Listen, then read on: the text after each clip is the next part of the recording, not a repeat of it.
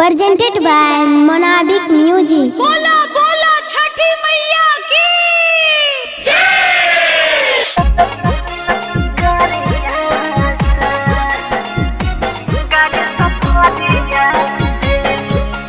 साई recording studio Delhi.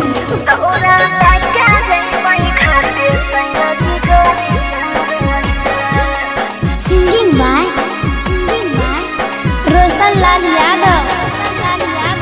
फल सूप मंगाई ता पिया खगरिया से मुंगर बाजारिया से दौरा लेके जेबे घाटे राजा जी गरिया से दौरा लेके जेबे घाटे सैया जी गरिया से सब कुछ मंगही बारानी खगरिया से मुंगेर बजरिया से तदौरा लेके जइबै घाटे रनिया गरिया से तदौरा लेके जइबै रानी गाड़ी सफरिया से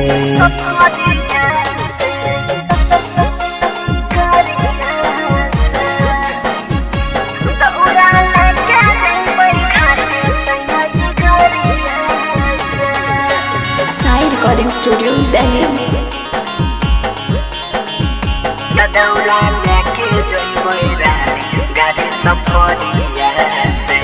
हाँ हाँ छठी मैया पूरा करते मनवा के इच्छा हो अचरा पसारी हमें मांगी लेबै भिक्षा पूरा करत छठी माए तोहर सपनवा हे गोदिया में देता तोरा जोड़ा ललनवा हे खुश होथिन सूरज हमर अरगिया से धबल अरगिया से दोहरा लेके चला सैया जी हो गरिया से तदौरा लेके जइबै रानी गाड़ी सफरिया से।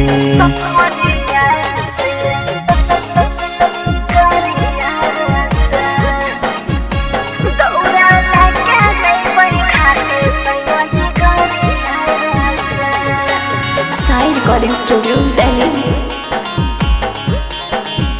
तदौरा लेके जइबै रानी गाड़ी सफरिया से। एहो छठी मैया के छै महिमा महान हो पूजे छै इनका सैया दुनिया जहान हो गुडू सोनी भैया के घाट पर बोलैबै हे रोशन लाल उषा से और दिलैबै हे सन्नी जी के बोलेबे दिल्ली सहरिया से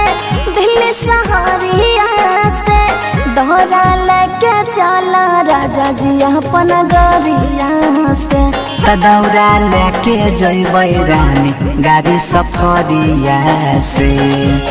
साई रिकॉर्डिंग स्टूडियो दिल्ली।